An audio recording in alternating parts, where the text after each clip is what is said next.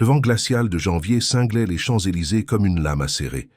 Marine Lefebvre serra son manteau dérisoire contre son corps, tentant de protéger la petite Sophia qui dormait emmitouflée dans des couvertures usées entre ses bras. Le bébé n'avait que 4 mois, et son petit visage rosé contrastait avec la pâleur maladive de sa mère. Marine toussait sans cesse, chaque spasme faisant brûler sa poitrine comme si elle était en feu. Cela faisait 3 semaines qu'elle et sa fille dormaient dans les rues de Paris, depuis que leur loyer en retard avait entraîné l'expulsion sommaire de la petite chambre qu'elles appelaient leur foyer. La nuit était particulièrement froide pour un hiver parisien. Marine marchait lentement sur le trottoir animé, observant les passants pressés qui la croisaient comme si elle était invisible. Certains détournaient délibérément le regard, d'autres feignaient de ne pas la voir. Elle avait déjà renoncé à demander de l'aide dans ce quartier. Les gens sur les Champs-Élysées semblaient bien trop pressés pour se soucier des mères désespérées et des bébés affamés. C'est alors que Marine vit la voiture, une berline noire importée rutilante sous les lumières des lampadaires, garée devant l'un des immeubles de bureaux les plus imposants de l'avenue. Un homme grand en costume impeccable et à la posture rigide se dirigeait vers le véhicule. Marine reconnut en lui l'expression de quelqu'un habitué à tout maîtriser. Elle rassembla tout le courage qui lui restait et s'approcha. « S'il vous plaît, monsieur, j'ai juste besoin de quelques euros pour acheter du lait pour ma fille. Elle a faim depuis des heures. » L'homme ne ralentit même pas le pas. Ses yeux froids la balayèrent de haut en bas une fraction de seconde avant de se détourner, comme si Marine n'était qu'un obstacle urbain de plus à contourner. Il monta dans la voiture sans un mot et le moteur vrombit, puissant et indifférent. Marine sentit les larmes lui brûler les yeux, mais elle n'eut pas le temps de s'abandonner au désespoir. Alors que le véhicule s'éloignait, quelque chose tomba de la fenêtre entr'ouverte du conducteur, atterrissant avec un bruit sec sur le trottoir. Marine s'approcha de l'objet et son cœur s'emballa. C'était un portefeuille en cuir véritable, lourd et manifestement cher. Elle regarda autour d'elle, cherchant la voiture noire. Mais celle-ci avait déjà disparu dans le trafic intense de l'avenue. Les mains tremblantes, Marine ramassa le portefeuille et s'écarta, rapidement vers un coin plus discret, protégée par l'ombre d'une marquise. Lorsqu'elle ouvrit l'objet, Marine faillit pousser un cri. Il y avait de l'argent, beaucoup d'argent. Des billets de 100 € empilés dans plusieurs compartiments. Elle compta mentalement et estima qu'il y avait au moins 20 000 € dans ce portefeuille. 20 000 €.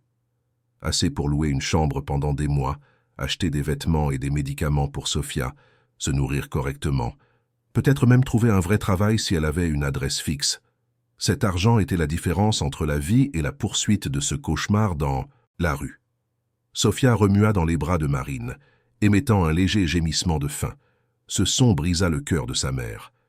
Elle regarda de nouveau le portefeuille, sentant la tentation grandir en elle comme une vague déferlante. Personne n'avait besoin de savoir. L'homme ne remarquerait même pas immédiatement le manque d'argent, pas avec cette voiture et ce costume. Il en avait probablement bien plus dans un coffre-fort. Marine, en revanche, n'avait absolument rien. Mais ses yeux se posèrent alors sur quelque chose qui la fit hésiter.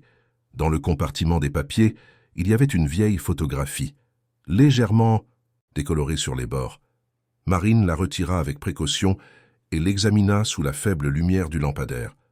L'image montrait le même homme qui l'avait ignoré quelques minutes plus tôt, mais il semblait complètement différent. Plus jeune, les cheveux encore sombres et sans les mèches grises qu'elle voyait maintenant. Et il souriait. Ce n'était pas un sourire formel de photo posée, mais un sourire sincère, de ceux qui atteignent les yeux et révèlent un bonheur véritable.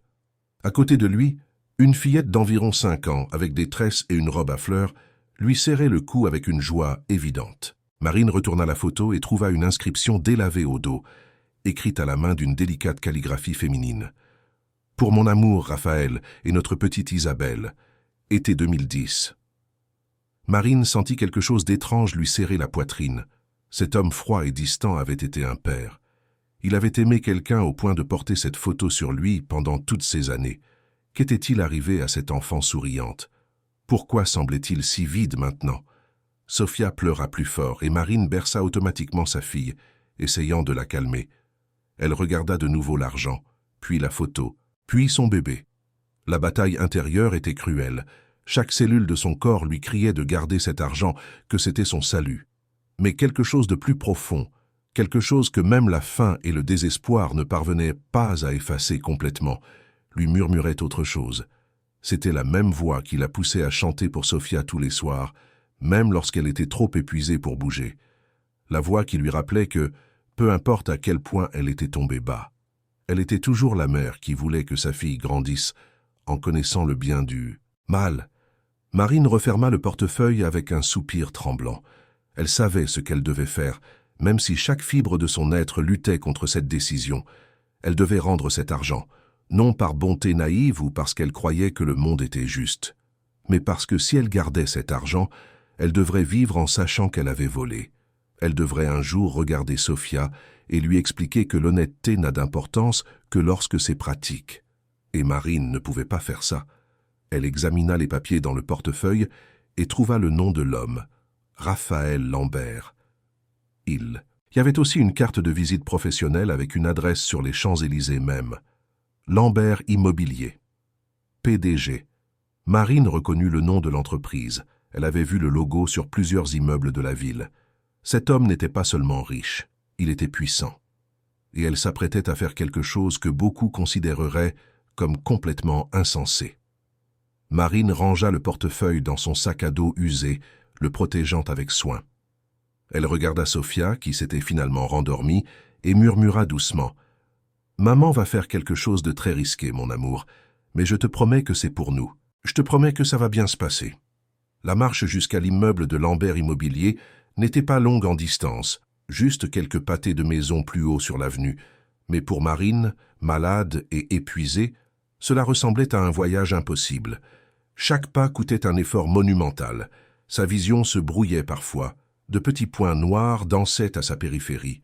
La toux empirait à chaque minute, et elle devait s'arrêter toutes les quelques dizaines de mètres pour reprendre son souffle.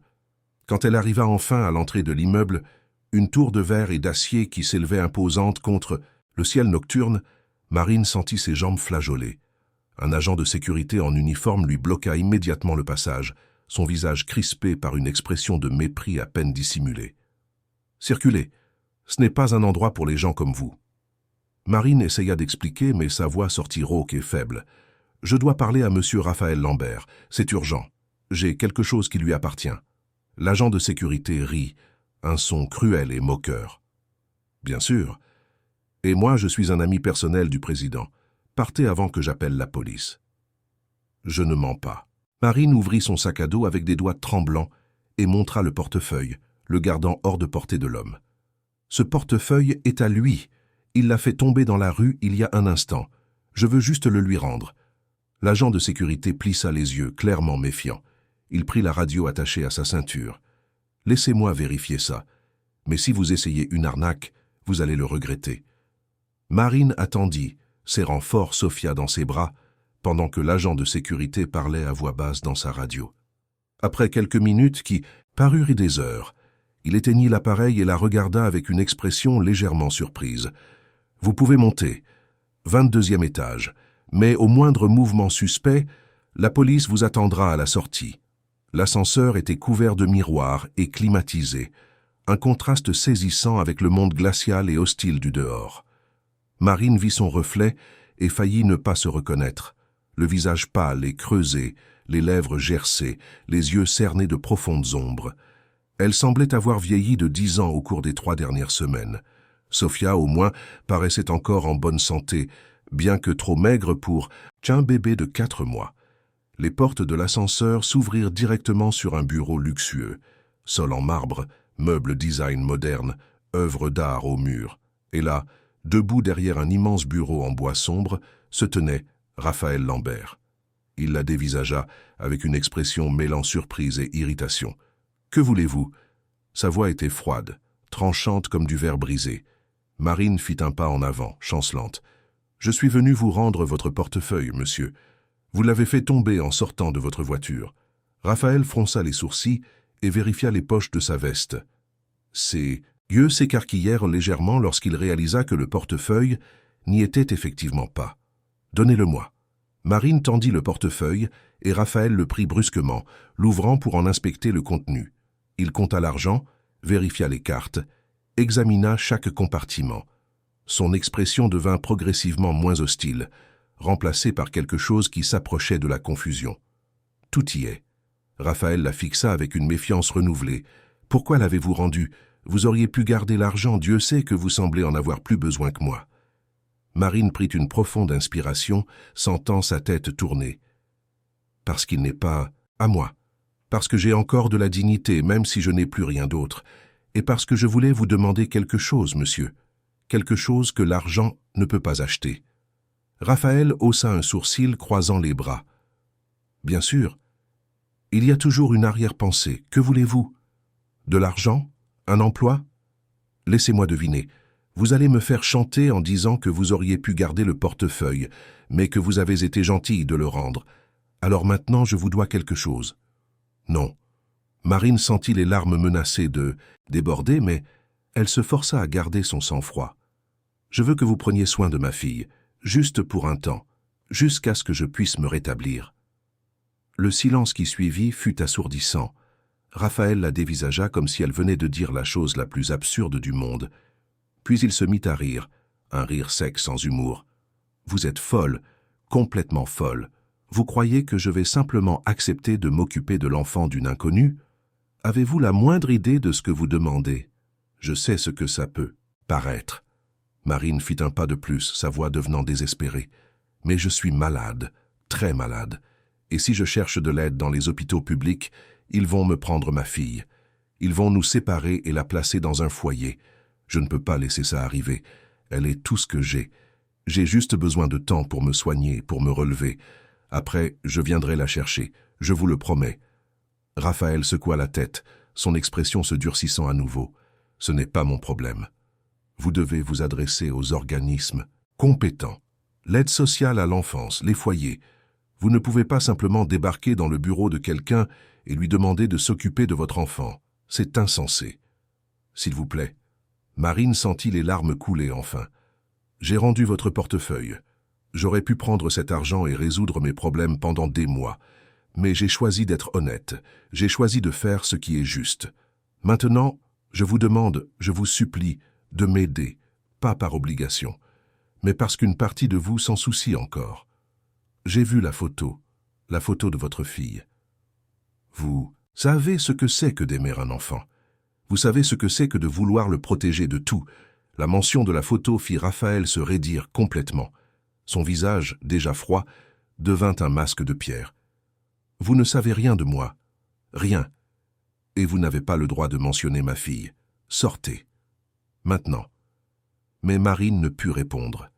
La pièce se mit à tourner violemment, et elle sentit ses jambes céder. La dernière chose qu'elle vit avant que tout ne devienne noir fut Raphaël se précipitant vers elle, les bras tendus pour attraper Sophia, avant que le bébé ne tombe avec elle. Marine se réveilla lentement, sentant son corps lourd et son esprit confus. Ses yeux mirent quelques secondes à s'adapter à la douce lumière qui filtrait par la fenêtre. Elle n'était plus dans le bureau froid et luxueux. Elle était allongée dans un lit, un vrai lit avec des draps propres et doux. La chambre était petite mais confortable, décorée simplement, avec des meubles en bois clair et des murs au ton neutre. Pendant un instant terrifiant, Marine ne put se souvenir où elle était ni comment elle était arrivée là. Puis le souvenir revint comme une vague violente. Le bureau, Raphaël Lambert, sa demande désespérée, la sensation de s'évanouir, et Sophia. Où était Sophia? Marine tenta de se lever brusquement, mais un vertige sévère la força à s'asseoir sur le bord du lit, respirant avec difficulté. C'est alors qu'elle entendit le son, un pleur de bébé, étouffé mais reconnaissable. Elle se leva avec effort et suivit le son jusqu'à une porte entr'ouverte qui donnait sur une petite pièce adjacente. Là, dans un berceau improvisé fait de coussins et de couvertures, se trouvait Sophia, réveillée et en pleurs. Marine se précipita vers sa fille et la prit dans ses bras, vérifiant frénétiquement si tout allait bien. Sophia était propre, avec une couche neuve, et portait un pyjama que Marine ne reconnaissait pas. Quelqu'un s'était occupé d'elle. Quelqu'un avait changé et habillé son bébé pendant que Marine était inconsciente. La pensée était à la fois réconfortante et terrifiante. La porte de la chambre s'ouvrit et une femme âgée entra, portant un plateau avec de la nourriture. Elle était petite et robuste, avec des cheveux gris attachés en un chignon simple et un visage qui transmettait une bonté naturelle. « Ah, vous êtes réveillée. Dieu merci. » Monsieur Raphaël était inquiet. « Vous êtes restée inconsciente pendant près de 2 heures. » Marine serra Sophia plus fort, reculant instinctivement. « Où suis-je? Qu'est-ce qui se passe ?» La femme posa le plateau sur une petite table et sourit gentiment. « Vous êtes dans la maison d'amis de la propriété de Monsieur Raphaël. Il m'a demandé de prendre soin de vous et de la petite. Je m'appelle Françoise. Je suis la gouvernante de la maison principale depuis 20 ans. Soyez tranquille, ma chère. Vous vous êtes évanouie dans son bureau. Il vous a amenés ici à appeler. Un médecin privé. Le docteur a dit que vous souffrez d'une pneumonie sévère et d'une grave dénutrition. Il a laissé des médicaments et des instructions. » Marine sentit les larmes monter à nouveau. « Il ne m'a pas renvoyé. » Françoise secoua la tête, son expression devenant plus complexe. « Pas immédiatement. Il a dit que vous pouviez rester ici 1 semaine. 7 jours pour vous rétablir et régler votre situation. Les médicaments sont payés, la nourriture sera fournie. Mais après ce délai, vous devrez partir et vous adresser aux services sociaux officiels. Ce sont ces mots exacts. 1 semaine. 7 jours. » Marine savait que ce n'était pas suffisant pour tout résoudre, mais c'était infiniment plus que ce qu'elle avait quelques minutes auparavant. C'était une chance, même petite. Elle serra Sophia contre sa poitrine et hocha la tête. « Je comprends, j'accepte. Et remerciez Monsieur Raphaël pour moi, s'il vous plaît. » Françoise prit le plateau et le rapprocha. « Maintenant, vous devez manger. Le médecin a été très clair à ce sujet. Vous êtes très affaibli. Il y a de la soupe de poulet, du pain frais et du jus.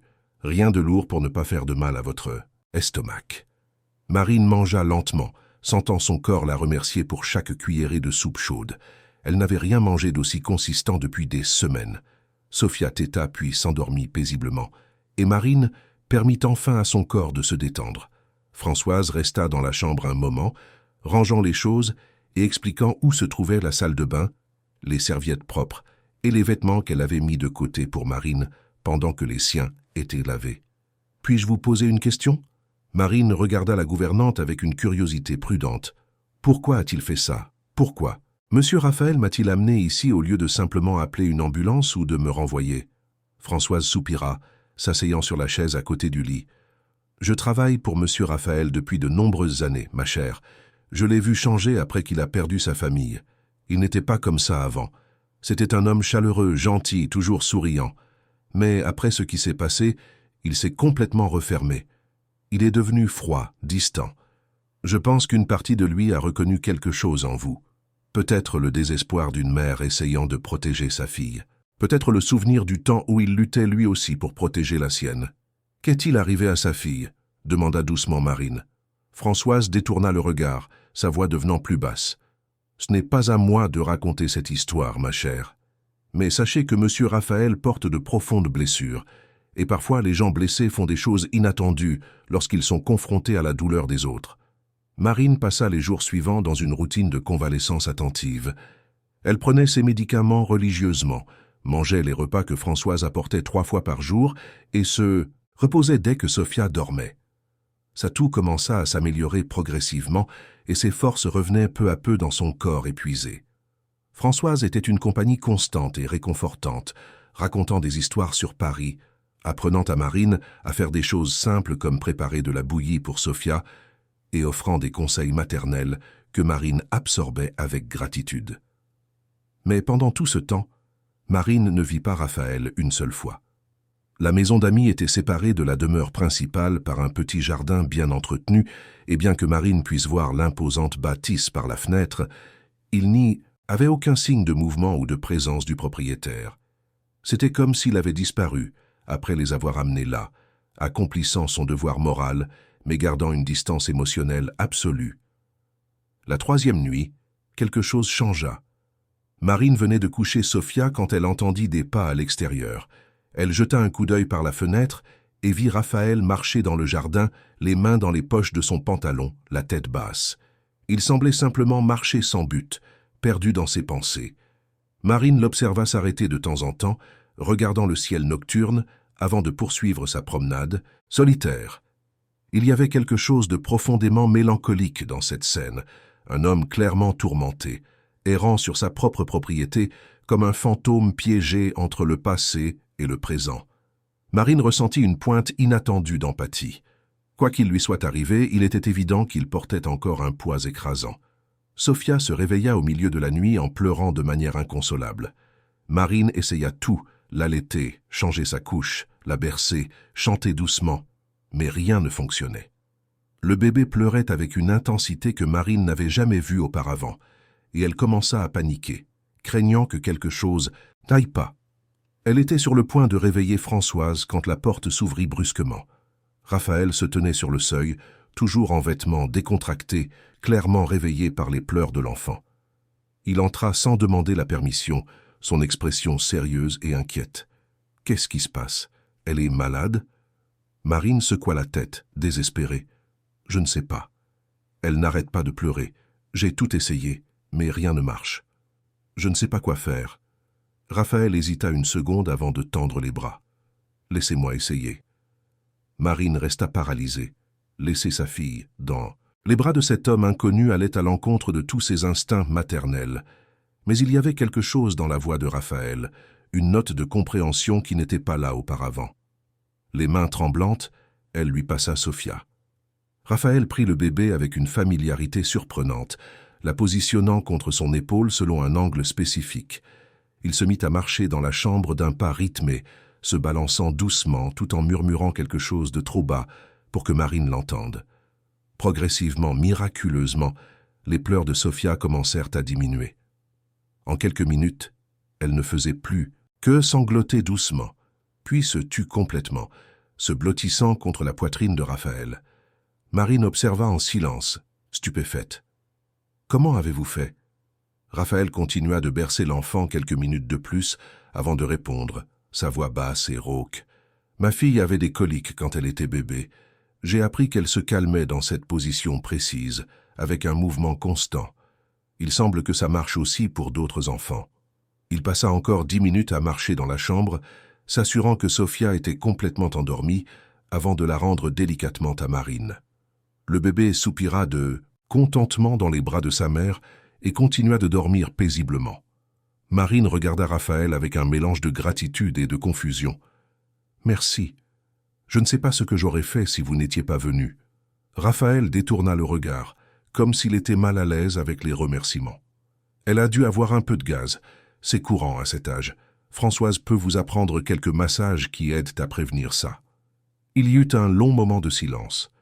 Raphaël resta immobile au milieu de la chambre, voulant clairement partir, mais apparemment incapable de bouger. Marine sentit qu'il y avait quelque chose qu'il voulait dire, mais qu'il n'arrivait pas à formuler. « Pourquoi avez-vous vraiment fait ça ?» demanda doucement Marine. « Pourquoi nous avez-vous amenés ici? Ce n'était pas seulement pour le portefeuille, n'est-ce pas ?» Raphaël la regarda enfin, et pour la première fois, Marine vit au-delà du masque froid. Il y avait de la douleur là, une douleur si profonde qu'elle semblait sans fond. « Je ne sais pas. Quand vous vous êtes évanoui et que j'ai attrapé votre fille pour l'empêcher de tomber, pendant un instant, je suis revenu, 15 ans en arrière, tenant mon Isabelle, sentant ce petit poids fragile dans mes bras, sentant que j'avais le devoir de protéger, et j'ai réalisé que, si je vous renvoyais dans cet état, si quelque chose vous arrivait, à vous ou à votre fille, je ne pourrais pas vivre avec ça. Je porte déjà assez de poids comme ça. » Il prit une profonde inspiration, comme si les mots suivants lui coûtaient un effort immense. « Mais ça ne change rien. Vous devez toujours partir à la fin de la semaine. Je ne peux pas m'impliquer plus que ça. Je ne peux pas m'attacher. Pas encore. » Avant que Marine ne puisse répondre, Raphaël était déjà sorti de la chambre, refermant la porte derrière lui avec un léger déclic. Marine resta immobile, serrant Sofia dans ses bras, sentant qu'elle venait d'assister à une petite fissure dans l'armure de cet homme tourmenté. Il y avait de l'humanité là, enfouie sous des couches de douleur et de perte. Et pour la première fois, Marine se demanda si le salut qu'elle cherchait ne pourrait pas, d'une manière ou d'une autre, sauver aussi Raphaël Lambert. Les jours passèrent dans une succession tranquille, mais tendue. Marine continuait de se rétablir, sa santé s'améliorant visiblement chaque jour. Françoise commentait souvent que les couleurs revenaient sur son visage et qu'elle semblait prendre un peu de poids. Sofia prospérait également avec une alimentation régulière et un environnement sûr et chaleureux. Mais Marine ne pouvait s'empêcher de penser à l'échéance qui approchait. Il ne restait que 3 jours, puis 2, puis 1, et elle n'avait aucun plan concret sur ce qu'elle ferait à la fin de la semaine. Le matin du 6e jour, Françoise apporta une nouvelle troublante. « Ma chère, je dois vous dire quelque chose. Le frère de monsieur, Raphaël est venu lui rendre visite hier soir. Je ne voulais pas écouter, mais il se disputait fort dans le bureau de la maison principale. Son frère a découvert que vous étiez ici, et il n'est pas du tout content. » Marine sentit son estomac se nouer. Qu'a-t-il dit? Françoise hésita, visiblement mal à l'aise. « Il a accusé monsieur Raphaël de se faire manipuler. Il a dit que vous étiez une arnaqueuse, que vous profitiez de sa bonne volonté. Il a dit que monsieur Raphaël essayait de remplacer la fille qu'il a perdue, et que ça finirait mal pour tout le monde. » La discussion est devenue très vive. Marine ferma les yeux, sentant un poids familier de culpabilité l'écraser. « Je ne suis pas une arnaqueuse. Je ne lui ai jamais demandé d'argent. Je voulais juste une chance de me rétablir et de m'occuper de ma fille sans la perdre au profit du système. Je le sais, ma chère, et au fond, je pense que monsieur Raphaël le sait aussi. Mais son frère a semé le doute. Et demain, c'est votre dernier jour ici. » Françoise posa doucement la main sur l'épaule de Marine. « Vous devez commencer à penser à ce que vous allez faire. Vous avez besoin d'un plan. » Mais Marine n'avait aucun plan, et tandis que le 6e jour se transformait en nuit, elle fit face à la terrible réalité de sa situation. Elle était plus forte physiquement, oui, mais pas encore assez pour travailler. Elle n'avait pas d'argent, pas de maison, pas de référence pour trouver un emploi. Et demain, elle et Sofia seraient de retour à la rue. À moins qu'elle ne fasse la seule chose qu'elle craignait plus que tout au monde. À moins qu'elle ne demande de l'aide officielle et ne risque de perdre sa fille pour toujours. Marine ne put dormir cette dernière nuit. Elle resta éveillée jusqu'à l'aube, regardant Sofia dormir paisiblement dans le berceau improvisé, mémorisant chaque détail du visage de sa fille comme si c'était la dernière fois qu'elle la verrait. La douce lumière du matin commença à filtrer à travers les rideaux, apportant avec elle la réalité inéluctable. Le délai était écoulé. Il était temps de partir. Elle se leva silencieusement et commença à rassembler les quelques affaires qu'elle avait. Françoise avait lavé et repassé ses vieux vêtements et avait également laissé quelques pièces supplémentaires qu'elle disait être des dons qu'elle pouvait garder. Marine habilla Sofia avec soin, essayant de ne pas la réveiller encore. Chaque mouvement semblait porter un poids immense, comme si elle marchait vers une exécution. C'est alors que Marine prit une décision. Elle ne pouvait pas affronter Raphaël à nouveau. Elle ne pouvait pas le voir, le remercier, et partir comme si cette semaine n'avait rien changé. Elle ne pouvait pas risquer que sa présence lui crée plus de problèmes, surtout après la dispute avec son frère. La meilleure chose à faire était de partir en silence, avant que quiconque ne se réveille. Ce serait plus facile pour tout le monde. Marine prit une feuille de papier et un stylo qu'elle trouva dans le tiroir de la table de chevet. D'une main tremblante, elle écrivit un message court mais sincère. « Monsieur Lambert, je n'ai pas de mots pour vous remercier de ce que vous avez fait pour moi et Sofia cette semaine. Vous nous avez donné une chance de survivre, quand personne d'autre ne l'aurait fait. Je sais que cet arrangement était temporaire, et je ne veux pas vous causer plus de problèmes. Je vais chercher de l'aide au bon endroit. Que Dieu vous bénisse pour votre bonté. Avec une gratitude éternelle, Marine. » Elle plia le mot et le laissa sur le lit fait.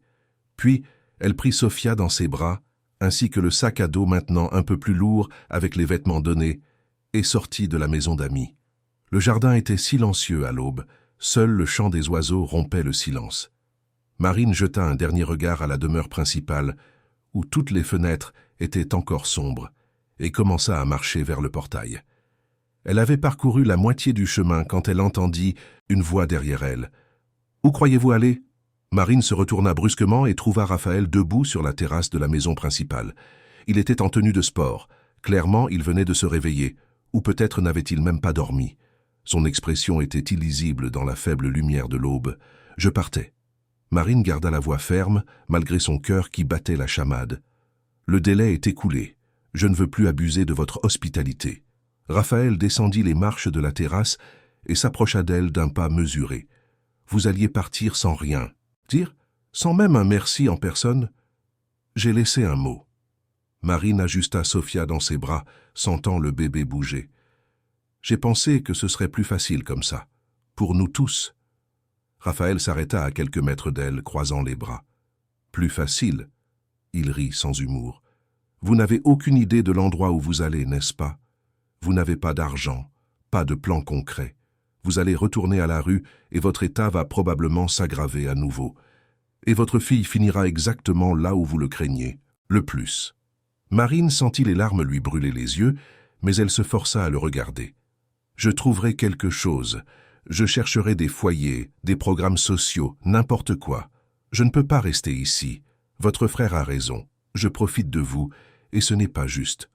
Mon frère ne sait rien. Raphaël fit un pas de plus vers elle, sa voix devenant plus intense. Il ne sait pas ce que c'est que de se réveiller toutes les nuits en proie à des cauchemars. Il ne sait pas ce que c'est que de porter le poids de ne pas avoir réussi à protéger ceux que l'on aime le plus. Il ne sait pas ce que c'est que de regarder un enfant de 4 mois et de voir une chance de peut-être, juste peut-être, faire quelque chose de bien cette fois. Marine resta silencieuse, ne sachant que dire.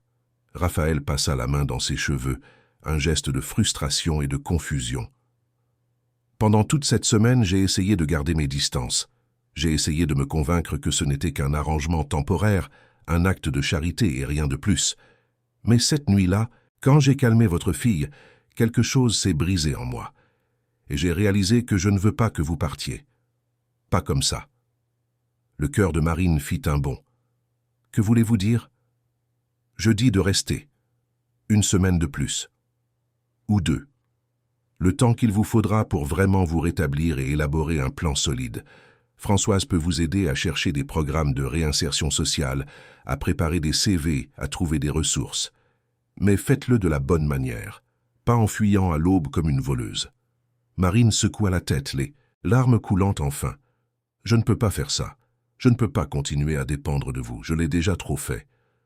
Vous avez rendu mon portefeuille alors que vous auriez pu simplement garder l'argent et résoudre vos problèmes. Raphaël fit le dernier pas, se tenant juste devant elle. Vous avez montré plus d'intégrité dans un moment de désespoir que la plupart des gens n'en montrent dans toute une vie. Ça a de la valeur. Ça vaut au moins de vous donner une vraie chance de sortir de cette situation. Pas seulement quelques jours de plus, mais assez de temps pour faire une différence. Marine voulait accepter. Chaque fibre de son être lui criait d'accepter cette offre généreuse. Mais elle savait aussi que plus elle resterait, plus il serait difficile de partir. Et plus Raphaël s'attacherait, ce qui ne ferait que causer plus de douleur à la fin. Et votre frère dira qu'il avait raison, que je suis une arnaqueuse qui vous manipule. Laissez-moi m'occuper de mon frère. Raphaël tendit la main. Restez, s'il vous plaît. Marine regarda la main tendue, puis Sofia, puis de nouveau Raphaël. Elle vit dans ses yeux quelque chose qu'elle n'avait pas vu auparavant. De l'espoir. Fragile et effrayée, mais de l'espoir quand même. Et elle réalisa que peut-être, juste peut-être, cette situation ne concernait pas seulement l'aide qu'elle recevait. Peut-être que Raphaël en avait aussi besoin d'une certaine manière. Il avait besoin de sentir qu'il pouvait encore faire une différence dans la vie de quelqu'un. Les mains tremblantes, Marine prit la main de Raphaël. « D'accord, je reste, mais à certaines conditions. Je veux travailler. Je veux me sentir utile, que ce soit en aidant Françoise à la maison ou en faisant autre chose. Je ne veux pas être juste une personne de plus que vous entretenez par pitié. » Raphaël serra brièvement sa main avant de la lâcher. « Entendu, Françoise sera ravie d'avoir de l'aide, et vous pourrez commencer doucement, sans trop forcer pendant que vous vous rétablissez encore. » Ils retournèrent ensemble vers la maison d'amis en silence. Le soleil se levait complètement maintenant, peignant le ciel de teintes orangées et roses. Marine sentit quelque chose d'étrange et d'inconnu se former dans sa poitrine. Il lui fallut quelques secondes pour reconnaître ce que c'était. L'espoir. Pour la première fois depuis des mois, elle sentit qu'il y avait peut-être une issue à ce cauchemar, que peut-être l'avenir n'était pas seulement une question de survie, mais quelque chose de mieux. Les semaines suivantes établirent une routine nouvelle et étonnamment confortable. Marine commença par aider Françoise avec des tâches simples. Plier le linge propre, organiser les garde-manger, préparer des repas simples. Françoise était une professeure patiente, enseignant non seulement les tâches ménagères, mais partageant aussi sa sagesse de vie. Elle discutait pendant des heures en travaillant, et Marine découvrit que la gouvernante avait perdu une jeune fille de nombreuses années auparavant, ce qui expliquait sa compassion naturelle. Sofia prospérait dans cet environnement. Elle prenait du poids de manière saine, dormait mieux et commençait à sourire davantage. Marine la voyait interagir avec Françoise, qui traitait le bébé avec une tendresse de grand-mère, et ressentait une gratitude si profonde que cela en était parfois douloureux. Mais la présence la plus surprenante dans la vie de Sofia était celle de Raphaël. Il avait commencé à se montrer plus souvent à la maison d'amis, toujours avec une excuse. Il devait parler à Françoise des provisions, ou il voulait vérifier si Marine avait besoin de plus de médicaments, ou il passait simplement par le jardin et avait décidé d'entrer rapidement. Mais Marine percevait la vraie raison.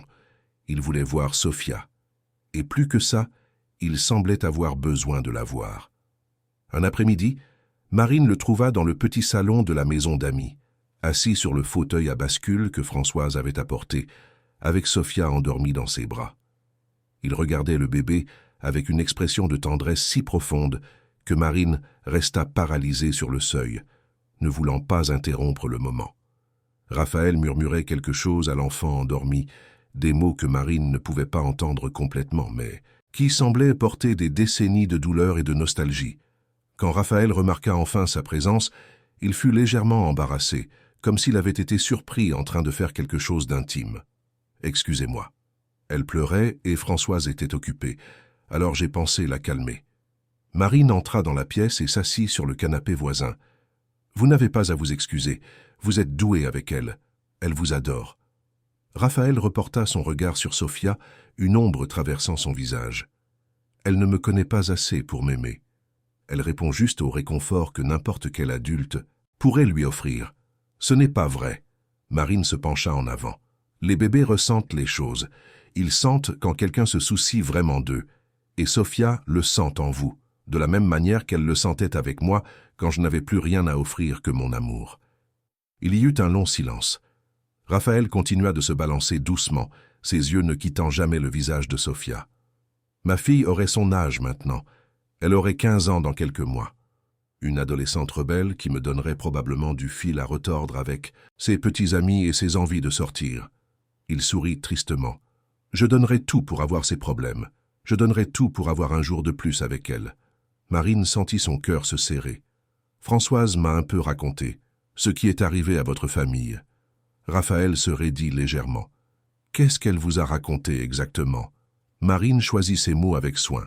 « Elle a dit que vous aviez perdu votre femme et votre fille il y a 15 ans, que c'était soudain et dévastateur, et que vous ne vous en étiez jamais complètement remis. » Raphaël resta silencieux si longtemps que Marine pensa qu'il n'allait pas répondre. Puis, d'une voix rauque et basse, il commença à parler. « C'était un accident de voiture. Nous revenions d'un voyage en famille sur la côte normande. Je conduisais. Le temps était mauvais, il pleuvait à verse, mais je voulais rentrer à la maison. Ma femme, Marcel, m'a demandé de nous arrêter et d'attendre que la pluie passe. Mais j'ai insisté. J'ai dit que je connaissais bien la route, que tout était sous contrôle. » Il prit une profonde inspiration, son visage se tordant sous la douleur du souvenir. « J'ai perdu le contrôle de la voiture dans un virage. Nous avons percuté un arbre. Je m'en suis sorti avec des blessures légères. Elles n'ont pas eu la même chance. Marcel est parti sur le coup. Isabelle a été transportée à l'hôpital, mais ses blessures étaient trop graves. Elle est partie 3 jours plus tard et je lui tenais la main quand c'est arrivé. » Marine sentit les larmes couler silencieusement. « Je suis désolé, vraiment désolé. » Raphaël la regarda, ses yeux brillants de larmes non versées. « Pendant 15 ans, je me suis blâmé, je me suis enfermé dans ce vide que j'ai construit gardant tout le monde à distance. Parce que si je ne m'attache pas, je ne peux plus perdre personne. Et puis vous apparaissez, avec votre fille dans les bras, me rendant mon portefeuille alors que vous auriez pu garder l'argent, montrant le genre d'intégrité que je pensais ne plus exister dans le monde. Et quelque chose s'est brisé, ou peut-être que quelque chose a commencé à se réparer. Je ne sais pas encore. » Marine se leva et s'approcha de lui, posant doucement la main sur son épaule. « Vous ne pouvez pas porter cette culpabilité. Pour toujours, Raphaël. Ce qui s'est passé est un accident tragique, mais vous avez survécu. Et vous pouvez encore faire une différence. Vous en avez déjà fait une pour moi et pour Sofia. Vous avez fait plus que n'importe qui d'autre n'aurait fait. » Raphaël couvrit sa main de la sienne, et ils restèrent ainsi un long moment. Deux étrangers unis par la douleur, la perte et la tentative désespérée de retrouver un sens à la vie. Sofia soupira de contentement dans les bras de Raphaël, complètement inconsciente de la complexité des sentiments des adultes qui l'entouraient. Et à ce moment-là, quelque chose changea fondamentalement entre Marine et Raphaël. Un pont commença à se former là où il n'y avait auparavant que distance et méfiance. Les semaines se transformèrent en mois, et la vie de Marine changea de manière qu'elle n'aurait jamais cru possible. Elle n'était plus malade et faible. Avec une alimentation adéquate, du repos et les soins médicaux que Raphaël continuait de fournir, sa santé s'était complètement rétablie. Sofia grandissait vite et en bonne santé, franchissant toutes les étapes de son développement avec une joie visible. Elle se retournait déjà seule, riait aux éclats et commençait à montrer une personnalité propre, curieuse et affectueuse. Marine travaillait désormais régulièrement aux côtés de Françoise, étant devenue un élément essentiel du fonctionnement de la maison. Non seulement elle aidait aux tâches ménagères, mais elle avait commencé à prendre ses propres initiatives. Elle avait réorganisé tout le garde-manger de manière plus efficace, créé un jardin d'herbes aromatiques dans la cour de la maison d'amis, et avait même commencé à préparer quelques repas spéciaux que Raphaël complimentait discrètement. Elle ne se sentait plus comme une intruse ou une bénéficiaire passive de la charité. Elle se sentait utile, appréciée. Mais c'était la relation entre Raphaël et Sofia qui avait le plus changé. L'homme d'affaires, qui au début gardait une distance calculée, visitait maintenant la maison d'amis quotidiennement. Il avait établi une routine non officielle où, après le travail, il passait au moins 1 heure avec le bébé avant le dîner. Il jouait avec elle, lui parlait d'une voix douce, lui apprenait des choses simples comme taper dans ses mains et faire des bruits amusants. Sofia le reconnaissait instantanément, son petit visage s'illuminant d'un large sourire chaque fois qu'il entrait dans la pièce. Un soir, Marine finissait de nettoyer la cuisine quand elle entendit des rires venant du salon. Elle s'y rendit et trouva Raphaël allongé sur le tapis, Sofia en équilibre sur ses mains tendues au-dessus de lui, faisant voler le bébé comme un petit avion. Sofia riait avec une telle joie que Marine sentit son cœur fondre. Raphaël était complètement différent de la première fois qu'elle l'avait vu. Son visage était détendu, sincèrement heureux, et il y avait en lui une légèreté qui n'existait pas auparavant. « C'est un petit avion très courageux », dit Raphaël, ramenant doucement Sofia sur sa poitrine. « Elle n'a peur de rien. Elle vous fait confiance. » Marine s'assit sur le canapé, les observant avec un sourire.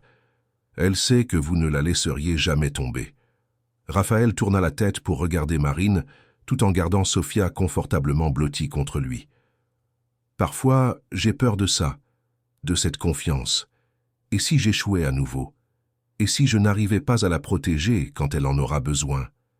Marine secoua fermement la tête. « Vous ne pouvez pas vivre avec cette peur pour toujours. Vous n'avez pas échoué avec votre famille, Raphaël. Vous avez vécu une horrible tragédie, mais ce n'était pas de votre faute, et vous n'échouerez pas avec Sofia, ni avec moi. Vous l'avez déjà prouvé chaque jour au cours des 3 derniers mois. » Raphaël s'assit, tenant toujours Sofia contre sa poitrine. Le bébé bâilla et commença à s'assoupir. « Je veux te dire quelque chose. J'ai parlé à certains de mes contacts. Il y a un programme de formation professionnelle parrainé par un groupe d'entreprises partenaires. Ils offrent des cours gratuits en administration, comptabilité, ressources humaines. Je t'ai obtenu une place pour le prochain cours qui commence dans 2 semaines. Ce sont 3 mois de cours, à mi-temps, et à la fin, tu reçois un certificat reconnu sur le marché. » Marine resta bouche bée. « Vous avez fait ça pour moi. Françoise peut s'occuper de Sofia pendant les cours, et tu as déjà montré que tu es organisée, responsable et que tu apprends vite. Avec ce certificat, tu pourras trouver un vrai travail. Un travail qui paie assez pour que tu puisses louer ton propre appartement, avoir ton indépendance. » Raphaël hésita. « Si c'est ce que tu veux. » Marine sentit des émotions contradictoires l'envahir. C'était exactement ce dont elle avait besoin pour reconstruire sa vie. La chance d'avoir une profession, de pouvoir subvenir seule aux besoins de Sofia, de ne pas dépendre éternellement de la bonté de Raphaël. Mais en même temps, l'idée de quitter cette maison, De s'éloigner de cet homme qui était devenu si important pour elle et pour sa fille lui causait une douleur inattendue. Je ne sais pas quoi dire. C'est incroyable. Merci. Ne me remercie pas encore. C'est toi qui vas devoir travailler dur. Raphaël sourit légèrement. Mais je sais que tu peux le faire. Tu es la femme la plus déterminée que j'ai jamais rencontrée. Sophia s'endormit complètement, et Raphaël la passa délicatement à Marine. Leurs doigts se frôlèrent brièvement pendant le transfert, et Marine sentit un courant électrique parcourir son bras. Elle regarda Raphaël et vit qu'il l'avait ressenti aussi. Leurs regards se croisèrent et restèrent connectés pendant quelques secondes, trop longues pour être fortuites. Puis Raphaël recula, s'éclaircissant la gorge, mal à l'aise. « Je devrais y aller. J'ai encore quelques appels à passer ce soir. » Après son départ, Marine resta immobile avec Sophia dans les bras, son cœur battant à tout rompre. Elle ne pouvait plus le nier. Quelque chose grandissait entre elle et Raphaël. Quelque chose au-delà de la gratitude, au-delà de l'amitié. Quelque chose de dangereux, de compliqué et de complètement inapproprié, étant donné la différence de leur position. Mais c'était là, indéniable et effrayant. Les jours suivants furent étranges. Raphaël recommença à garder ses distances, comme s'il avait lui aussi réalisé ce qui se passait et essayait de reculer. Il rendait toujours visite à Sophia, mais ses visites étaient plus courtes et il évitait de rester seul avec Marine. Françoise remarqua le changement et confronta Marine un matin alors qu'elle préparait le petit déjeuner. « Que s'est-il passé entre vous deux ?» demanda directement la gouvernante. Monsieur Raphaël agit comme s'il fuyait quelque chose. Marine soupira, incapable de cacher la vérité à la femme qui était devenue comme une mère pour elle. « Je crois que nous avons tous les deux réalisé qu'il se passe quelque chose qui ne devrait pas se passer. Il est mon bienfaiteur, Françoise. Je dépends de lui pour survivre. Tout sentiment au-delà de la gratitude serait complètement déplacé. » Françoise arrêta de couper les légumes et fixa Marine d'un regard perçant. « Ma chère, tu crois vraiment ça? Que les sentiments amoureux sont déplacés? Simplement parce qu'ils ont commencé dans des circonstances difficiles, j'ai vu la façon dont monsieur Raphaël te regarde. Et j'ai vu la façon dont tu le regardes.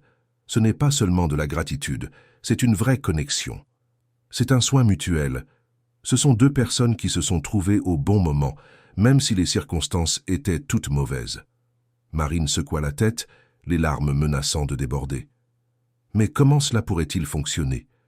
Il est riche, puissant, éduqué. Je suis une ancienne sans-abri, sans formation, avec un bébé. Son monde et le mien sont complètement différents. Et en plus, il est toujours en deuil de la famille qu'il a perdue. Je ne peux pas, je ne dois pas, essayer de prendre cette place. Tu n'essaies de prendre la place de personne. » Françoise posa la main sur l'épaule de Marine. « Tu existes simplement, tu es toi-même, et cela aide monsieur Raphaël à revivre. Pour la première fois en 15 ans, je vois de la lumière dans les yeux de cet homme. Je vois de l'espoir. Et ce n'est pas seulement grâce à Sophia, bien qu'elle y joue un rôle énorme. C'est aussi grâce à toi. Grâce à la force que tu as montrée, à ton intégrité, à la manière dont tu affrontes l'adversité. » Marine voulait croire à ces mots. Elle voulait permettre à ses sentiments de grandir et de se développer naturellement. Mais la peur la paralysait. Peur de mal interpréter, peur de tout gâcher, peur que Raphaël ne fasse que projeter ses sentiments pour sa famille perdue sur elle et Sophia, et que lorsqu'il s'en rendrait compte, tout s'effondrerait. Cette nuit-là, Marine coucha Sophia et décida de prendre l'air dans le jardin. La nuit était fraîche mais agréable, et les étoiles brillaient intensément, dans le ciel dégagé. Elle s'assit sur le banc en bois sous un tilleul touffu et laissa ses pensées vagabonder. « Je ne m'attendais pas à te trouver ici. » La voix de Raphaël la fit sursauter. Il se tenait à l'orée du jardin, les mains dans les poches, venant manifestement de la demeure principale.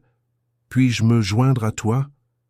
Marine hocha la tête, son cœur s'accélérant à nouveau. Raphaël s'assit à côté d'elle, gardant une distance respectueuse mais faible. Pendant quelques minutes, aucun d'eux ne dit rien, observant simplement le ciel étoilé dans un silence partagé. « Je t'ai évité, » dit finalement Raphaël, sa voix basse. « Je le sais et je m'en excuse, ce n'est pas juste pour toi après tout ça. » Marine prit une profonde inspiration.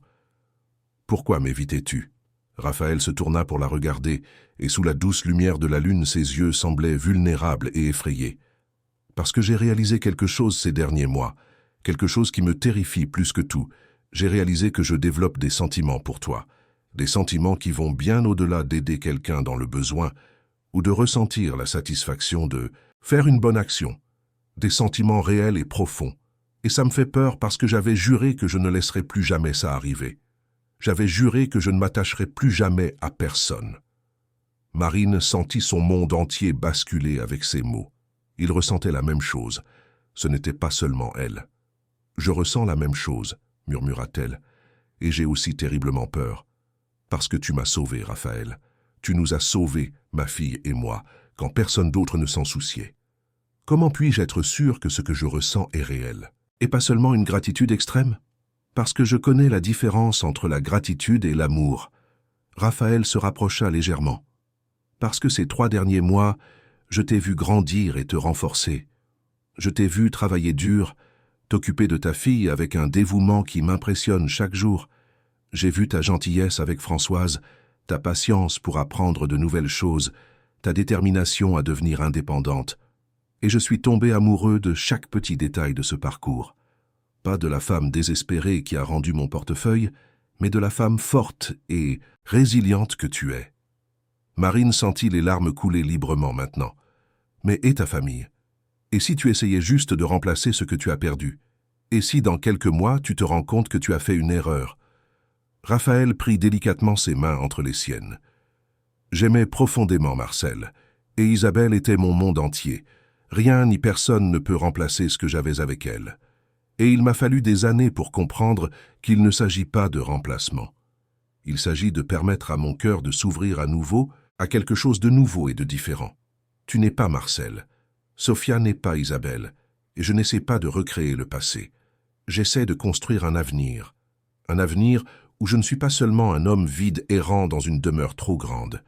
Un avenir où j'ai un but, une connexion et peut-être, juste peut-être, de l'amour à nouveau. » Marine regarda cet homme qui s'était complètement transformé depuis le jour où elle l'avait rencontré. L'homme d'affaires froid et distant qu'il avait ignoré sur le trottoir avait disparu, remplacé par quelqu'un de gentil, de vulnérable et d'assez courageux pour admettre ses sentiments. Et elle réalisa que Françoise avait raison, c'était réel, effrayant et compliqué mais réel. « Je ne sais pas comment faire pour que ça marche, » admit-elle. « Je ne sais pas comment naviguer dans cette situation, mais je sais que je veux essayer, si tu le veux aussi. » Raphaël sourit, un sourire vrai et complet qui illumina tout son visage.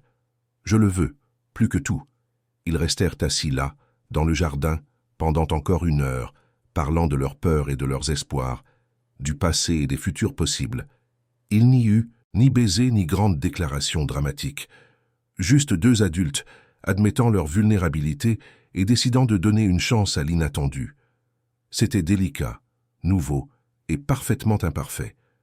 Et pour la première fois, Marine permit à l'espoir qui avait grandi dans sa poitrine de s'épanouir complètement, remplissant tous les espaces vides que la douleur avait laissés. Les mois suivants apportèrent des changements à la fois subtils et profonds. Marine commença son cours de formation professionnelle et se découvrit une aptitude naturelle pour l'administration et l'organisation. Elle absorbait les connaissances avec enthousiasme, étudiant le soir, après que Sophia se soit endormie, faisant tous ses devoirs avec un dévouement exemplaire. Ses professeurs louaient fréquemment son éthique de travail et sa capacité à appliquer des concepts théoriques à des situations pratiques. Pour la première fois de sa vie d'adulte, Marine sentait qu'elle avait un véritable avenir professionnel devant elle. Sophia, maintenant âgée de 7 mois, était chaque jour plus éveillée et interactive. Elle s'asseyait déjà seule, bavait avec enthousiasme en essayant de ramper et montrait des préférences claires pour certaines personnes et certains objets. Françoise continuait de s'occuper d'elle pendant les cours de Marine, et la gouvernante commentait souvent que Sophia semblait chercher Raphaël, des yeux chaque fois qu'elle entendait sa voix sur la propriété. La relation entre Marine et Raphaël évoluait de manière progressive et prudente. Ils ne se précipitèrent pas pour transformer des sentiments fraîchement avoués en quelque chose de physique ou de dramatique. Au lieu de cela, ils permirent à la connexion de s'approfondir naturellement. Ils dînaient ensemble quelques soirs par semaine, discutant pendant des heures de tout et de rien. Raphaël racontait des histoires de son enfance à Paris, de la façon dont il avait bâti son entreprise à partir de rien, des voyages qu'il avait faits à travers le monde. Marine partageait des souvenirs de sa propre enfance difficile, de la période à l'université qu'elle avait dû abandonner lorsque sa mère était tombée malade, des rêves qu'elle avait laissés derrière elle, mais qui semblaient maintenant à nouveau possibles. Un samedi après-midi, Raphaël se présenta à la maison d'amis avec une proposition inattendue. « Je pensais que vous pourriez peut-être emménager dans la maison principale. Il y a des chambres de reste, et ce serait plus pratique. Tu n'aurais pas à traverser le jardin avec Sophia à chaque fois, et honnêtement, cette maison est trop vide depuis trop longtemps. » Marine hésita, sentant le poids de la décision. Emménager dans la demeure principale semblait un pas énorme, quelque chose qui changerait fondamentalement la dynamique entre eux. « Tu es sûr, ce ne serait pas étrange? Je travaille encore techniquement pour toi, même si notre relation est plus compliquée maintenant. » Raphaël s'assit dans le fauteuil à bascule qui était devenu son endroit préféré. « Je comprends tes inquiétudes, mais pense-y de manière pratique. Sophia grandit. Elle aura bientôt besoin de plus d'espace, et tu vas bientôt commencer à travailler après avoir terminé ton cours. Ce serait beaucoup plus simple si vous étiez plus au centre de la propriété. De plus, ajouta-t-il avec un sourire timide, j'aime vous avoir près de moi. La maison ne semble pas si vide quand vous êtes là. » Marine finit par accepter, et le déménagement eut lieu la semaine suivante. Raphaël avait préparé une immense chambre au 2e étage de la demeure, avec une suite adjacente plus petite transformée en chambre de bébé. L'espace était magnifiquement décoré, mais de manière chaleureuse, sans luxe ostentatoire. Il y avait même un fauteuil à bascule identique à celui de la maison d'amis, placé stratégiquement près de la fenêtre qui donnait sur le jardin. La transition fut plus douce que Marine ne l'avait prévu. Françoise était visiblement heureuse du changement, disant que la demeure ressemblait enfin à une vraie maison. Raphaël garda sa chambre à l'autre bout du couloir, respectant les limites mais restant présent. Ils établirent une routine où ils prenaient le petit déjeuner ensemble. Raphaël travaillait pendant la journée pendant que Marine allait à ses cours, puis ils dînaient en famille le soir. Famille. Le mot commença à s'infiltrer naturellement dans les conversations. Françoise l'utilisait fréquemment, commentant les projets familiaux ou la dynamique familiale. Raphaël l'utilisa une fois presque par accident, en parlant au téléphone avec un associé et en mentionnant qu'il avait des engagements familiaux le soir. Et Marine découvrit que cela ne la dérangeait pas. En fait, elle aimait ça. Parce que, d'une manière étrange et non traditionnelle, ils étaient devenus une famille. Mais tout n'était pas parfait. Le frère de Raphaël, Marcel, se présenta à l'improviste un après-midi. Marine jouait avec Sophia dans le salon principal quand il entra sans s'annoncer. C'était un homme grand comme Raphaël, mais plus corpulent et avec une expression perpétuellement méfiante. Il s'arrêta en voyant Marine et le bébé, ses yeux se plissant. « Alors c'est vrai, tu l'as vraiment laissé emménager dans la maison. » Marine se leva, tenant Sophia de manière protectrice. « Monsieur Marcel, j'imagine. Enchanté de vous rencontrer. » Marcel ignora la main tendue de Marine. « Où est mon frère? Il est en réunion, mais il devrait rentrer dans quelques heures. Françoise est à la cuisine si vous voulez l'attendre là-bas. Je vais attendre ici. » Marcel s'assit lourdement sur le canapé, ses yeux ne quittant jamais Marine. « Et vous pouvez m'expliquer exactement ce qui se passe? Comment une inconnue apparue dans la rue qu'il y a quelques mois vit maintenant dans la maison de mon frère, se comportant comme si elle était la maîtresse des lieux? » Marine sentit la colère monter, mais se força à rester calme. « Je ne me comporte pas comme la maîtresse de quoi que ce soit.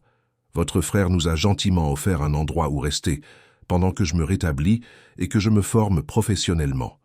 Je suis un court et je chercherai bientôt un emploi pour pouvoir avoir ma propre maison. » « Bien sûr. » Marcel rit cyniquement. « Et pendant ce temps, vous, profitez de la générosité de mon frère, de sa culpabilité pour la famille qu'il a perdue, et vous calculez probablement déjà combien vous pouvez lui soutirer avant de partir. » Marine sentit des larmes de frustration et de colère. « Comment osez-vous m'accuser de telles choses? Je n'ai jamais demandé d'argent à Raphaël. Je n'ai jamais rien demandé d'autre qu'une chance temporaire de me relever. Et je travaille dur chaque jour pour obtenir mon indépendance. » « Travaillez dur. » Marcel se pencha en avant, sa voix pleine de venin. « Vous croyez que je ne vois pas ce que vous faites? Utiliser cet enfant comme appât, faire en sorte que mon frère s'attache, exploiter sa douleur. Ma nièce aurait le même âge que ce bébé si elle était en vie. Vous croyez que c'est une coïncidence? Vous avez exploité la blessure la plus profonde de mon frère. Marine était sur le point de répondre quand elle entendit la voix de Raphaël résonner depuis l'entrée. Que se passe-t-il ici? Raphaël entra dans la pièce, son expression passant de la confusion à la colère en voyant la scène. « Marcel, que fais-tu chez moi sans y être invité ?» Marcel se leva, faisant face à son frère. « Je suis venu parce que quelqu'un doit te faire voir la réalité. Tu te fais manipuler, Raphaël. Cette femme profite clairement de toi, et tu la laisses faire parce que tu veux remplacer Isabelle. Tu veux faire semblant d'avoir à nouveau une famille, mais ce n'est pas réel. C'est un fantasme basé sur la culpabilité et le désespoir. » Raphaël fit des pas fermes vers son frère, le visage rouge de colère.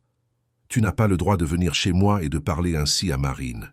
Tu n'as pas le droit de juger mes décisions ou mes sentiments, et tu n'as absolument pas le droit de mentionner ma fille de cette manière. Je suis ton frère. » Marcel haussa la voix. « C'est mon travail de te protéger quand tu commets une énorme erreur. Cette femme va te détruire. Elle va te prendre tout ce que tu as et puis elle partira te laissant encore plus brisé qu'avant. Ça suffit. » Raphaël montra la porte. « Sors de chez moi, maintenant. Et ne reviens pas tant que tu ne pourras pas traiter Marine avec le respect qu'elle mérite. » Marcel regarda entre Raphaël et Marine, secouant la tête avec incrédulité. « Tu le regretteras. Quand elle montrera son vrai visage, tu le regretteras. Et ne viens pas pleurer chez moi pour de l'aide. » Il sortit en claquant la porte avec force. Le silence qui suivit fut lourd et tendu. Marine tremblait, serrant Sophia si fort que le bébé commença à se plaindre. Raphaël s'approcha d'elle, les mains tendues dans un geste réconfortant. « Marine, je suis désolé. Mon frère n'avait pas le droit de te parler comme ça, il a tort sur toute la ligne. » Marine secoua la tête, les larmes coulant enfin. « Mais et s'il n'a pas complètement tort? Et si je profite vraiment de toi sans m'en rendre compte? Et si tu essaies vraiment juste de remplacer ta famille et que lorsque tu t'en rendras compte, tout s'effondrera ?» Raphaël lui prit doucement les épaules, la forçant à croiser son regard. « Regarde-moi. Tu ne profites pas de moi. Tu travailles dur chaque jour, tu étudies le soir, tu t'occupes de ta fille avec un dévouement admirable. Tu ne m'as jamais rien demandé que je n'ai offert librement. Et quant à remplacer ma famille, » il prit une profonde inspiration. « Je n'essaie de remplacer personne. J'essaie de revivre. J'essaie de construire quelque chose de nouveau, pas de recréer ce que j'ai perdu. Il y a une énorme différence. » « Mais Sophia a le même âge que ta fille aurait. » Marine sanglota. « Ça ne peut pas être une coïncidence, ça ne peut pas être sain. » Raphaël regarda Sophia, qui commençait à pleurer avec toute la tension ambiante. Il tendit les bras et Marine lui passa automatiquement le bébé. Raphaël la berça doucement et Sophia se calma presque immédiatement. Quand Isabelle est partie, elle avait 5 ans. 5 ans de souvenirs concrets. Je sais exactement qui elle était, comment était son rire, ses manies, ses préférences. Et je regarde Sophia et je ne vois pas Isabelle. Je vois une enfant complètement différente avec sa propre personnalité émergente. Oui, m'occuper de Sophia m'apporte une joie que je n'avais pas ressentie depuis des années. Mais pas parce que je fais semblant qu'elle est ma fille, mais parce que j'aime cette enfant pour ce qu'elle est. Et je t'aime, Marine. Les mots restèrent en suspens dans l'air. C'était la première fois que l'un d'eux utilisait le mot amour directement. Marine sentit son cœur s'accélérer dangereusement. « Tu m'aimes » Raphaël hocha la tête, ses yeux ne quittant jamais les siens tout en continuant de bercer Sophia. « Je t'aime. Et je sais que c'est tôt. Je sais que c'est compliqué. Je sais qu'il y a 1000 raisons pour lesquelles ça pourrait mal tourner. Mais j'en ai assez de vivre dans la peur. J'en ai assez de me priver de vraies connexions parce que j'ai peur de perdre à nouveau. Oui, aimer signifie risquer d'être blessé. Mais ça signifie aussi avoir quelque chose pour lequel il vaut la peine de vivre. » Marine s'approcha, posant sa tête contre l'épaule de Raphaël, tandis qu'il tenait Sophia entre eux. « Je t'aime aussi. Et j'ai tellement peur de ça. Mais je ne veux plus vivre dans la peur non plus. » Ils restèrent ainsi un long moment, tous les trois ensemble dans une étreinte qui semblait sceller quelque chose d'important. Françoise les trouva ainsi quand elle vint voir ce qu'était tout ce bruit. Elle sourit simplement, hocha la tête avec approbation et retourna silencieusement à la cuisine, leur laissant leur intimité. Cette nuit-là, après que Sophia se fut endormie, Marine et Raphaël eurent une longue et honnête conversation sur l'avenir. Ils établirent des limites claires, discutèrent de préoccupations pratiques et émotionnelles et se promirent une communication ouverte. Ce ne serait pas facile, ils le savaient tous les deux. Il y aurait le jugement des autres, des complications pratiques et leurs propres démons intérieurs à affronter, mais pour la première fois, ils sentaient tous les deux qu'ils avaient une base solide pour construire quelque chose de réel et de durable. La confiance mutuelle qui s'était forgée au fil des mois de cohabitation, l'honnêteté brutale qu'ils avaient partagée et l'amour sincère qui avait grandi entre eux étaient des fondations plus solides que celles de nombreuses relations. 6 mois s'étaient écoulés depuis la confrontation avec Marcel, et la vie dans la demeure avait trouvé un rythme confortable et heureux. Marine avait terminé son cours avec mention et avait trouvé un emploi dans un cabinet comptable de taille moyenne à La Défense. Le salaire n'était pas extraordinaire, mais il était suffisant pour qu'elle commence à économiser et à planifier sa véritable indépendance financière. Sophia, maintenant âgée de plus d'1 an, commençait à faire ses premiers pas chancelants, cherchant toujours les bras de Raphaël lorsqu'elle menaçait de tomber. La relation entre Marine et Raphaël avait mûri pour devenir quelque chose de profond et de stable. Ils ne s'étaient pas précipités pour rendre leur relation physique, respectant le besoin mutuel de construire d'abord quelque chose de solide sur le plan émotionnel. Mais il y avait maintenant une véritable intimité entre eux, manifestée par 1000 petits gestes quotidiens. La main de Raphaël trouvant naturellement celle de Marine pendant le dîner, le baiser de bonne nuit sur le front qu'elle lui donnait après que Sophia se soit endormie, la façon dont il préparait automatiquement son café exactement comme elle l'aimait chaque matin. Françoise observait tout avec une approbation maternelle, commentant souvent que la maison avait enfin retrouvé vie. Les murs qui résonnaient autrefois d'un silence vide vibraient maintenant des rires d'un bébé, de conversations animées et parfois de musique, lorsque Raphaël décidait de jouer du piano qui était resté abandonné dans le salon pendant 15 ans. Mais Marine savait qu'il y avait une conversation importante qu'il devait avoir. Une conversation qu'elle avait repoussée parce qu'elle avait peur de la réponse, mais qu'elle ne pouvait plus éviter. Un soir, après avoir couché Sophia, elle trouva Raphaël dans son bureau privé en train de réviser des documents. Il leva les yeux quand elle entra et sourit, ce sourire chaleureux qui faisait encore battre son cœur plus vite. « Je peux te parler de quelque chose d'important ?» Raphaël ferma immédiatement son ordinateur portable et lui accorda toute son attention. « Bien sûr, assieds-toi. Il s'est passé quelque chose ?» Marine s'assit sur la chaise en face de son bureau, organisant ses pensées. « J'ai fait les comptes. Avec mon salaire actuel et en économisant bien, dans environ 6 mois, j'aurai assez pour verser un acompte sur un petit appartement. Rien de luxueux, mais un endroit à moi et à Sophia. Un endroit où je pourrais vraiment dire que je me débrouille seul. » Raphaël devint très silencieux. Son expression était impossible à lire. « Je vois. Et quand prévois-tu de faire ça ?» Marine se tordit les mains nerveusement. « C'est la partie difficile, parce que je ne sais pas si c'est ce que je veux vraiment.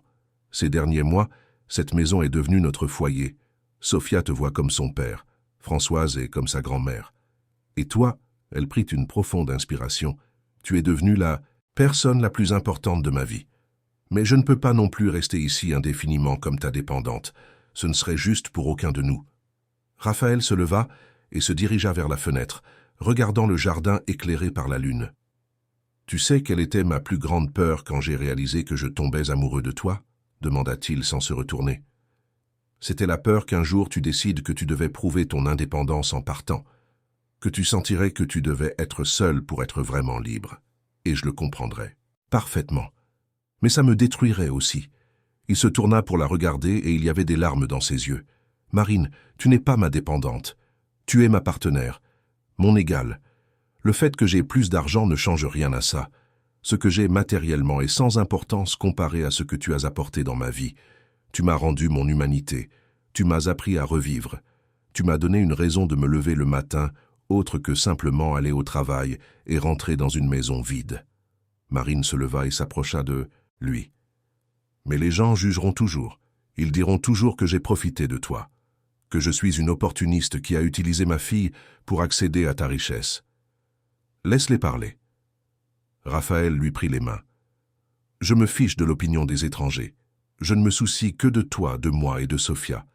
Et si ce dont tu as besoin, c'est de te prouver que tu peux être indépendante, je te soutiens entièrement. Tu peux louer cet appartement. Tu peux vivre seule aussi longtemps que tu en auras besoin. Mais je serai là, à attendre. À attendre le jour où tu décideras que l'indépendance ne signifie pas nécessairement être seule. Ça signifie avoir le choix. Et j'espère que tu choisiras de revenir. Que tu choisiras de construire une vie avec moi. Non pas parce que tu en as besoin, mais parce que tu le veux. Marine sentit les larmes couler librement. Je ne veux pas partir. Je voulais juste être sûre que rester serait mon vrai choix, pas une nécessité. Et maintenant, je le sais. Je choisis de rester. Je te choisis. Je choisis cette famille que nous avons construite. Raphaël la serra dans ses bras. Alors reste. Pas comme mon invité ou mon employé ou quelqu'un qui me doit quelque chose. Reste comme ma partenaire, comme la femme que j'aime et qui aime notre fille. Notre fille. Les mots résonnèrent profondément en Marine. Raphaël ne l'avait jamais verbalisé auparavant, bien que ce fût évident dans la façon dont il interagissait avec Sophia. Elle est notre fille, n'est-ce pas? Raphaël s'écarta légèrement pour la regarder dans les yeux. Si tu me permets de l'aimer comme la mienne, si tu me permets d'être son père dans tous les sens du terme.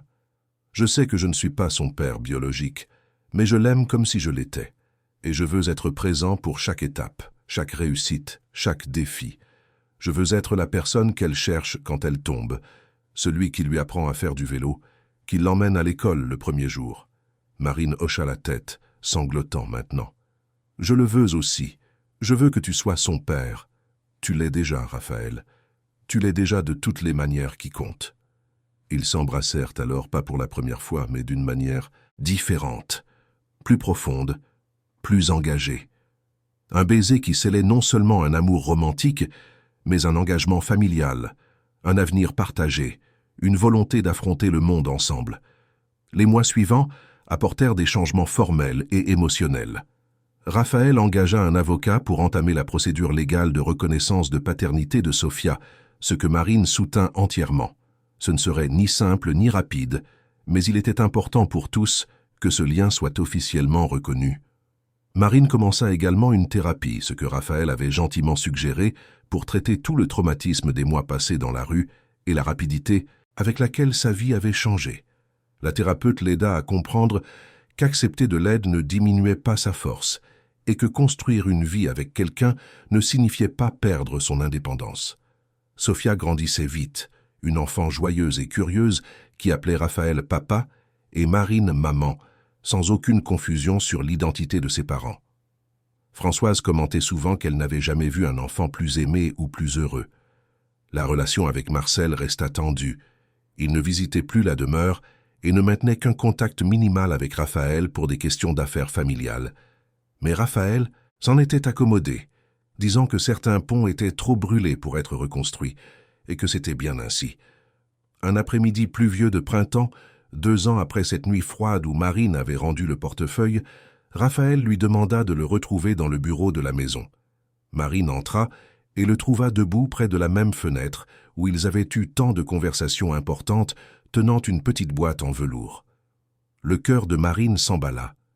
Raphaël se retourna et elle vit de la nervosité sur son visage, chose rare chez l'homme d'affaires habituellement confiant. « Marine Lefebvre », commença-t-il, sa voix légèrement tremblante, « tu as changé ma vie de manière que je n'aurais jamais cru possible. Tu m'as appris qu'il est possible d'aimer à nouveau après une perte dévastatrice. Tu m'as appris que la famille n'est pas seulement une question de sang, mais de choix et d'engagement. Tu m'as donné une raison de vivre que je pensais avoir perdue pour toujours. » Il s'agenouilla, ouvrant la boîte pour révéler une bague simple mais élégante, une pierre bleue entourée de petits diamants.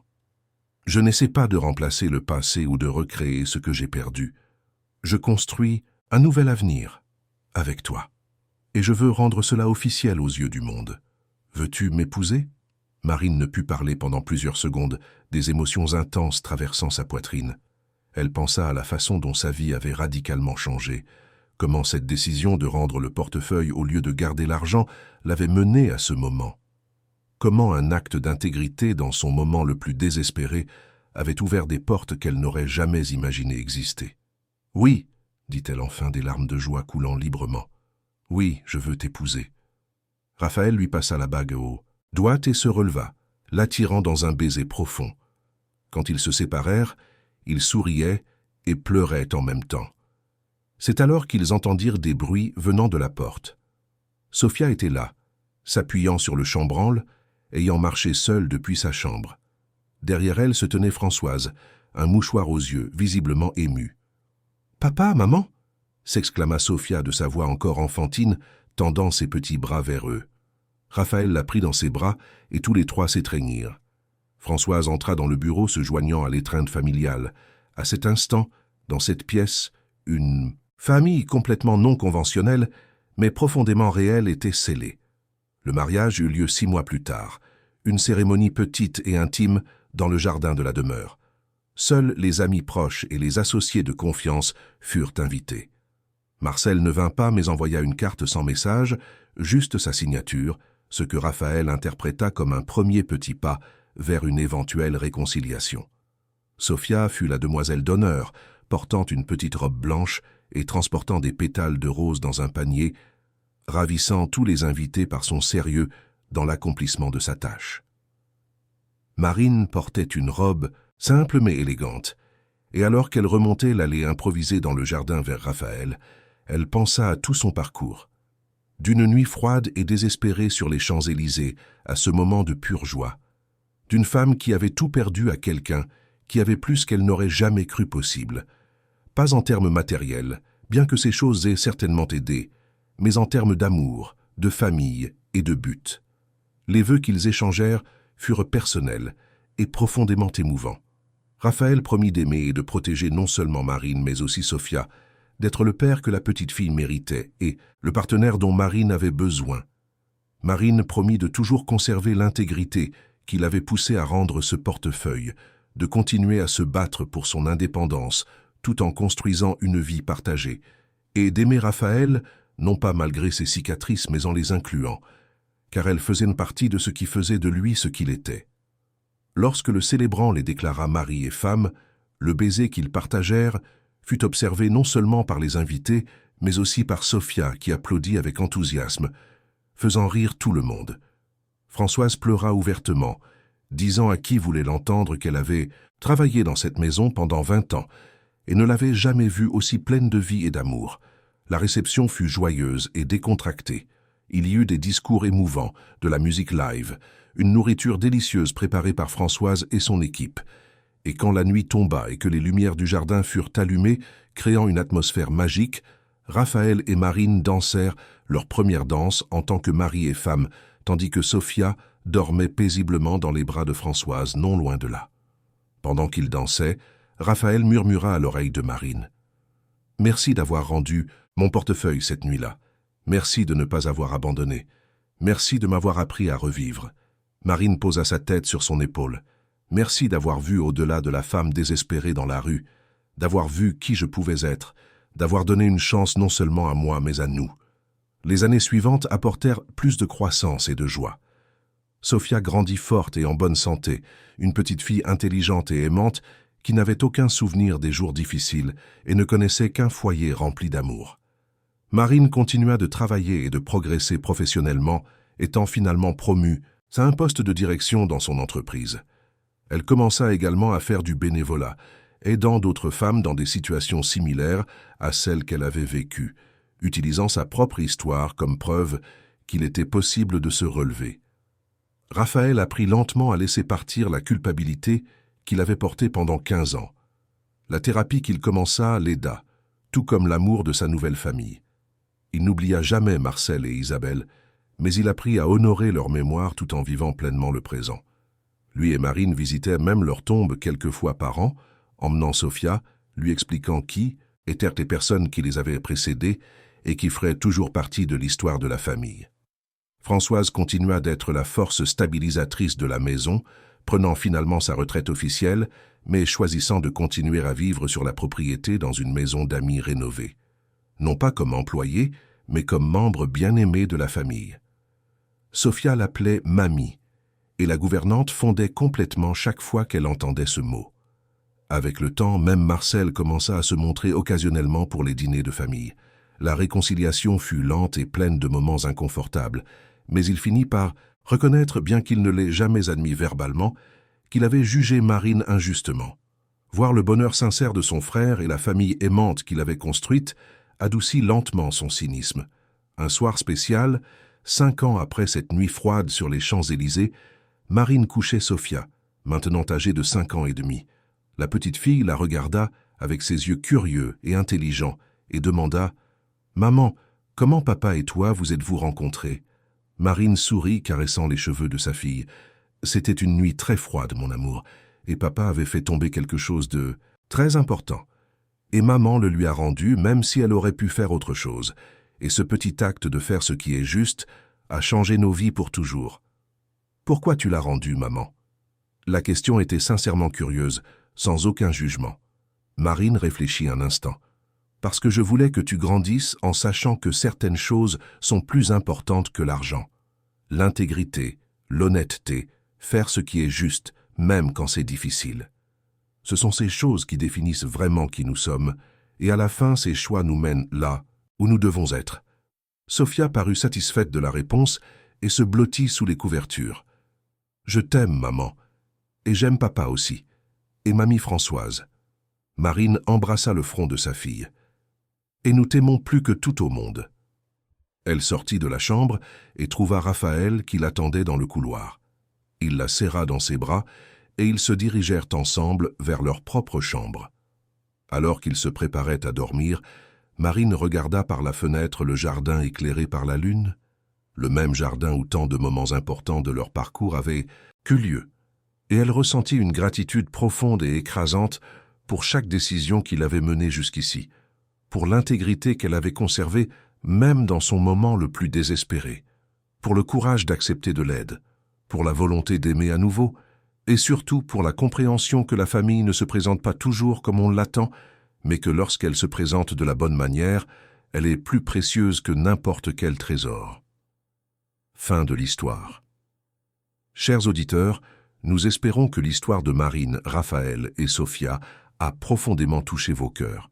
Ce parcours nous montre qu'un seul acte d'intégrité peut transformer non seulement une vie, mais plusieurs vies interconnectées, que l'amour et la famille peuvent naître des circonstances les plus improbables, et qu'il n'est jamais trop tard pour recommencer, pour choisir de faire ce qui est juste, pour ouvrir à nouveau son cœur. Si cette histoire a résonné en vous, n'oubliez pas de vous abonner à notre chaîne pour continuer à suivre des récits touchants et inspirants qui célèbrent la résilience de l'esprit humain. Cliquez sur le bouton « J'aime » si le parcours de Marine et Raphaël vous a ému et dites-nous dans les commentaires quel moment de l'histoire vous a le plus touché. Votre interaction nous aide à continuer à vous proposer des histoires qui comptent, des histoires qui nous rappellent la bonté, l'espoir et le pouvoir transformateur de l'amour inconditionnel. Chaque histoire est une fenêtre sur l'âme humaine, un rappel que, peu importe à quel point la nuit peut sembler sombre, il y a toujours l'espoir d'une nouvelle aube. N'oubliez pas d'activer la cloche de notification pour ne jamais manquer nos prochaines histoires. Partagez cette vidéo avec quelqu'un qui a besoin de se rappeler que des miracles peuvent se produire lorsque nous nous y attendons, le moins. Et souvenez-vous toujours, l'intégrité, la compassion et l'amour sont les forces les plus puissantes de l'univers. À la prochaine histoire, chers auditeurs. Que vos vies soient bénies de connexions véritables et d'amour inconditionnel.